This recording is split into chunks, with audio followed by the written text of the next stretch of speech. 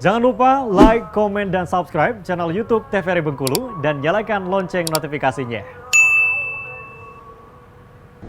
Terima kasih, obrolan pagi ini pemirsa kita lanjutkan kembali. Wah, seru sekali memang kalau ngobrol dengan orang-orang yang biasa di lapangan, ketemu orang banyak, ini banyak sekali hal-hal yang bisa kita korek-korek dan juga pastinya berprestasi beliau ini ya. Mengharumkan nama provinsi iya, nama pulau pun juga iya, terus juga pernah juga menjadi atlet termuda juga se-Indonesia. Waduh, dari usia SD coach ya, sudah menjadi atlet. Nah, singkat cerita nih coach, untuk menjadi coach sendiri nih, berarti kan itu perlu adanya lisensi, bahwa yang menyatakan sudah sah nih, sudah mendapatkan sertifikat untuk menjadi atlet.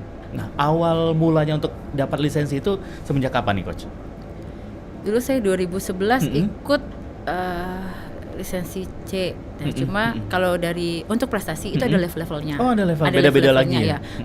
Dari D, C, B, A atau udah paling tinggi. Nah, kemudian saya juga ambil lagi lisensi untuk penunjang sebenarnya, karena saya ada teman-teman di luar juga dulu yang mantan atlet juga kayaknya kembali mewarnai renang, jadi pelatih juga. Mereka saling sharing. Ini ada pelatihan untuk anak berkebutuhan khusus. Nah, kan salah satu terapinya itu untuk di hari berenang, baby juga kayak gitu. Jadi saya 2019 itu ambil lisensi untuk baby dan anak berkebutuhan khusus. Nah, jadi itu dari yang baby, dari yang kalau dari teorinya itu dari 6 bulan. Oh, 6 bulan. 6 bulan udah bisa dibawa ke kolam renang. Cuma ada pakaian khusus, temperatur air, dan pH air harus terjaga. Cuma saya belum buka yang untuk 6 bulan karena faktor kita pendukungnya kolamnya di Bengkulu masih belum. Kolamnya mayoritas baru ada sekarang. Kolam renang umum. Iya, kolam renang umum. Kalau untuk baby itu kan dari masa 6 bulan masih masa MPASI. Pertimbangan saya kayaknya belum worth it untuk dikerjain di Bengkulu karena faktor pendukungnya masih kurang. Butuh yang memang benar-benar kolam yang khusus gitu. Kolamnya khusus. Airnya yang harus terjaga. Nah, kemudian ambil lagi yang untuk berkebutuhan khusus. Jadi banyak tuh anak-anak yang berkebutuhan khusus dalam arti ya benar-benar ada keterlambatan, ada ketinggalan gitu. Nah, itu kalau di luar di Jakarta itu sudah dilarikan itu ke renang. Jadi anak berkebutuhan khusus seperti ada terapinya ya, gitu. ADHD gitu. Autis. Nah, mereka tuh nyalurkan energinya di air. Nah, karena kalau biasanya suka tantrum kan anak-anak seperti itu. Kalau di air dia lebih nol cederanya. Oh, benar ya. Benar cederanya. Kalau itu bisa ngamuk apa. Kalau di air itu lebih nol cederanya. Ya, dan mereka juga ngabisin energinya lebih cepat. Di air juga aman gitu. Aman. Jadi kita biarin dulu dia ngabisin energinya, ya baru nanti orang tuanya suka kadang kaget, kok bisa nurut ya Miss? Ya emang awalnya pasti tantrum dulu. Betul. Orang suka ke kolam tuh pasti lihat saya deh kalau megang anaknya berkebutuhan nih. Ini kenapa anaknya teriak-teriak? Cuma karena saya sudah biasa juga, jadi ya saya kasih pemahaman ke orang tuanya, Bu, biarin aja, kita sedang berproses gitu. Kita nikmatin aja prosesnya, biar aja teriak-teriak. Nah, mungkin pertemuan 1, 2, 3 tuh masih tuh, keempat kelima udah nurut, sudah mau. Anak berkebutuhan kadang tidak selalu ada kurangnya loh, dia ada kurangnya pasti ada lebihnya. Benar. Nah, anak spesial. Ya, gitu. anak spesial, kalau saya bilangnya anak spesial. Nah, itu sudah mulai banyak yang datang ke saya. Saat itu saya sebenarnya udah banyak dulu yang datang, tapi saya belum ambil lisensinya. Jadi karena belum ada lisensi. Belum ada lisensi, saya masih bingung, masih nggak tahu ini nanti saya gimanain gitu. Saat itu juga belum punya anak, belum juga jadi sudah jadi ibu tapi belum punya anak, jadi kayak masih bingung nih mau diapain. Jadi ada teman ngasih info, ini coba kamu ambil. Aku sharing dulu sama teman-teman di luar, sharing. Ini ambil ini bisa kamu handle ini anak-anak. Ini benar-benar luar biasa kok kalau perkembangannya kalau udah di dalam air. Berarti seru dong menjadi seorang coach seperti Coach Nindi ini. Lisensinya ada yang untuk anak. Berarti dari mulai basic berarti. Basic itu udah start 5 tahunan.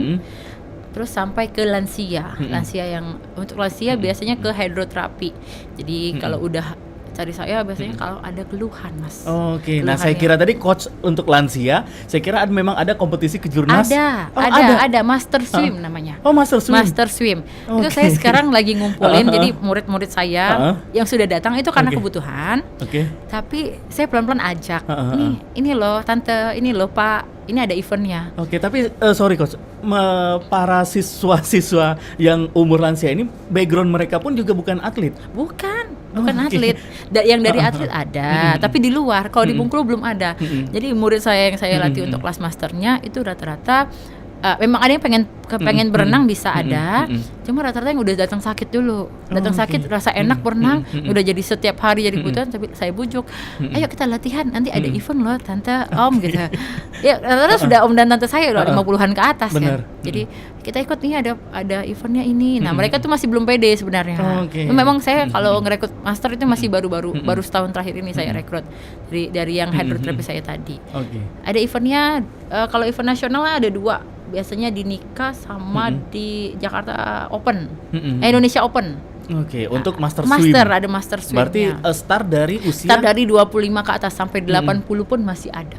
Wah, Dan ini ada kelompok-kelompok umurnya. wah ini ternyata memang benar-benar ada. Saya baru tahu loh ini. Ada Master Swim namanya. Master Swim. Master berarti. itu bukan berarti renang dulunya, itu enggak, itu untuk sebutan untuk yang usianya lebih lanjut. Berarti terlepas entah dia background dulu menjadi seorang atlet ataupun tidak, bisa juga ikut. Iya, bisa ikut. Oke, Masih keren, ada keren, eventnya. keren, keren.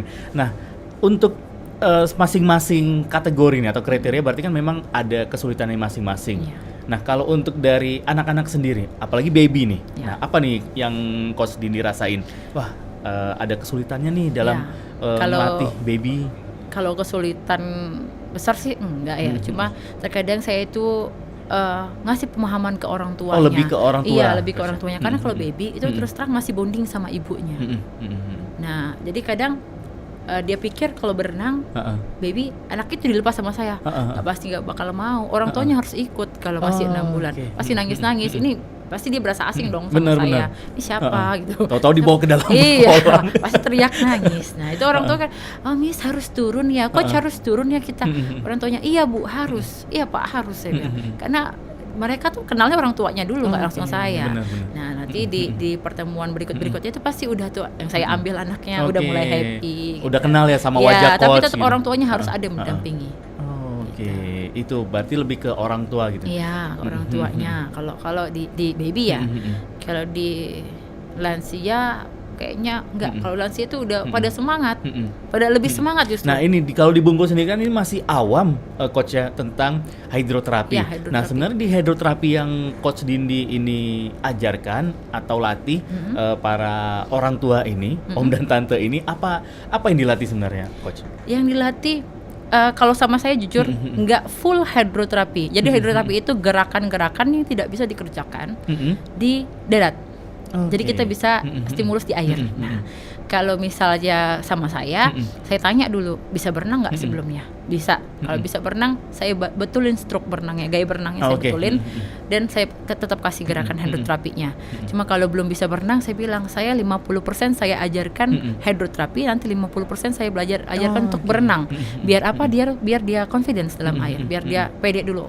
Jadi gerakan yang dia kerjakan karena dia nggak bisa berenang, biasanya kayak jadi takut gitu kan. Jadi saya ajarin dulu untuk berenang, tetap saya ajarin berenang. Nah, sambil gerakan-gerakan hidroterapinya sesuai kebutuhannya masing-masing. Oke. Nah kalau untuk hidroterapi ini fungsinya, coach? Fungsinya itu lebih ke saraf dan otot. Oke, berarti Ya, jadi kalau hidroterapi sebenarnya tujuannya ke saraf. Jadi hidroterapi itu gerakan yang bisa di gerakan-gerakan dalam berenang, dalam air, yang diperuntukkan untuk melembutkan saraf. Fungsinya untuk mengurangi nyeri saraf, nyeri saraf sendi. Kalau dari dokter itu bahasanya HNP.